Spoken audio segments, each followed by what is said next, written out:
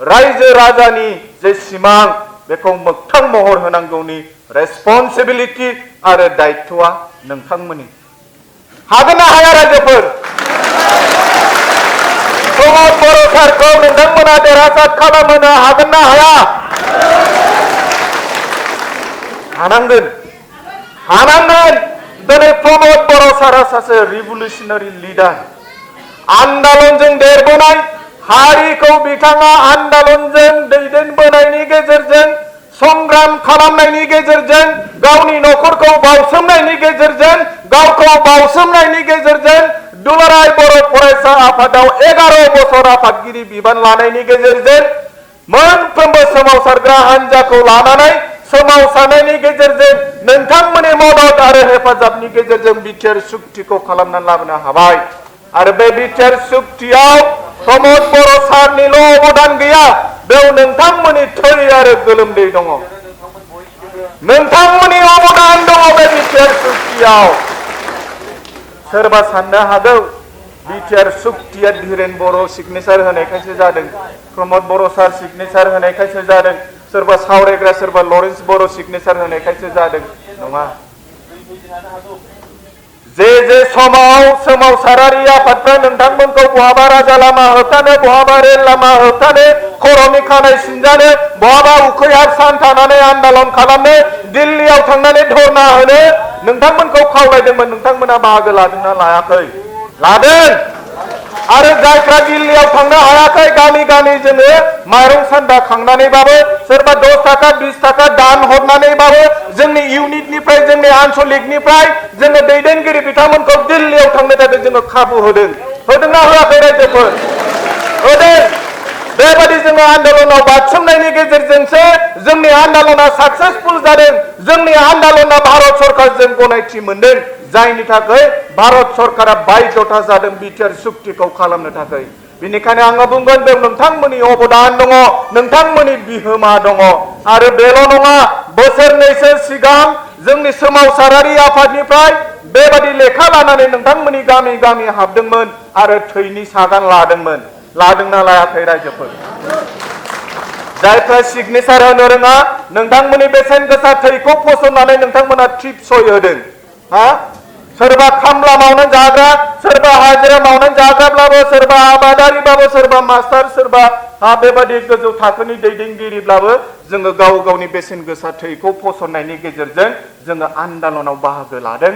आरो बे आन्दलनखौ, बे सोमावसारनायखौ जोङो जाफुंसार होदों। बिनिखायनो जोङो बुंदों बे बिटिआर सुक्तियाव जोंनि थै आरो गोलोमदै दङ। बिनिखायनो जाय बिथांमोना बे बिटिआर सुक्तिखौ लानानै दिनै थासिल्य मन्तब्य खालामदों, जाय बिथांमोना बिटिआर सुक्तिखौ लानानै भेलुलेस बुंदों, दावदै गला बुंदों, जिर' बुंदों, जेबो गैया होनदों, बिथांमोनखौ जोङो समाजनिफ्राय बयकट खालामनांगौ। बे बिटिआर सुक्तियाव जेबो गैयाब्ला दिनै भारत सरकारा मानो जोंनि आसाम सरकारनो मैया बिथोन हरखो? मोनसे मोजां खौरां जोङो बयबो ससियेल मिडियायाव नुबाय, नंगौना नङा? जे मैयानि दिनाव जोंनि आसामनि चिफ मिनिस्टार सर्बानन्द सनोवाल, हेमन्त बिश्व शर्मा आरो जोंनि भारतनि होम मिनिस्टार अमित शाह बिथांमोना सावरायनायनि गेजेरजों दिनै भारत सरकारा आसाम सरकारनो बिथोन हरदों जे 30 दिननि गेजेराव बिटिआर सुक्तियाव थानाय दफाफोरखौ मावफुंनांगौ आरो मावजेननांगौ होननानै बिथांमोना गोख्रों मोनसे मैयानि दिनाव बिथांमोना मोनसे बिथोन हरदों। आं बुंनाय नङा, हेमन्त बिश्व शर्माया गावनो मैया मिडियायाव बुंदों। बुंदोंना बुङाखै रायजोफोर? दा अब्ला बिटिआर सुक्तियाव थानाय दफाफ्रा जुदि मावफुंजायोबा जोंनि लाइमोनफ्रा थांनानै थानायनि थाखाय जोङो राहा लामा मोनगोन। मानोना बे बिटिआर सुक्तियाव गोबां बर' लाइमोनफ्रा, बेकार लाइमोनफ्रा जोङो साकरिनि बेबस्था, आर्मी, पुलिस, BSFआव जोङो साकरि मोनगोन। मानोना बिटिआर सुक्तिनि 10.2 जे दफा दङ, बेयाव रोखा लिरनाय दङ जे youth will be recruited in paramilitary forces. Recruitment होनाय जागोन लाइमोनफोरखौ। लाइमोनफोर होनोब्ला बोथ मेल एन्ड फिमेल, हिनजावसाफोराबो हौवासाफ्राबो बेयाव साकरि मोनगोन।